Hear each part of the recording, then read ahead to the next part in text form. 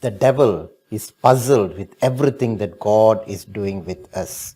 Yes, when Jesus Christ came and he was doing all the good things with the people there, healing them, even raising the dead, and he was forgiving sins, it was puzzling to the people who did not like him.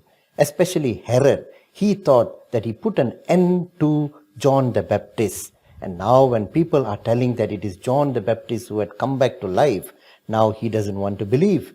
But it is not about John the Baptist he's worried about. He is more worried about who is this Jesus? What kind of change is he bringing about with the people there? Is he also a threat to Herod? Should he also be beheaded? Now Herod wants to see him. He is eager to see him.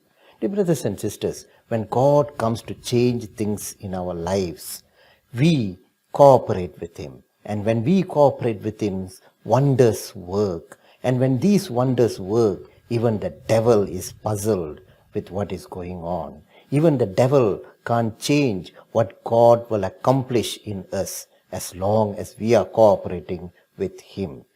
Now, when we go into today's first reading, the prophet Haggai brings God's words to the people. We can see many things which we can relate to what's going on in our lives as we reflect on this first reading.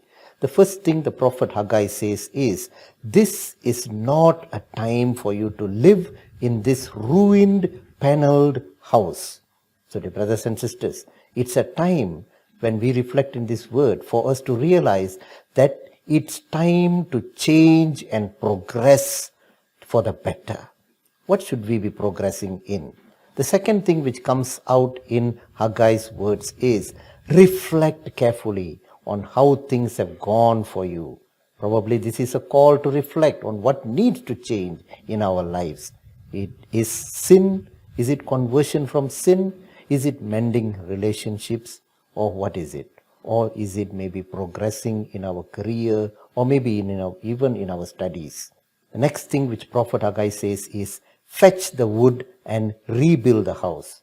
Probably now is the time for us to accept God, who is talking and working in us, and He is wanting us to do many things in order to rebuild the broken selves that we are. So we got to listen to Him, and we got to do what He tells us to do. Now the Lord has come to rebuild us. The Lord has come to rebuild us. He has come to do good for us. He has come to change our sinfulness. He has come to take away our miseries. Now when this thing happens, the devil cannot destroy this work if we remain in Jesus and are obedient to Him. So dear brothers and sisters, today when we look at the gospel, we let us realize that Jesus has come to rebuild us. Jesus has come to make good whatever that is wrong in us.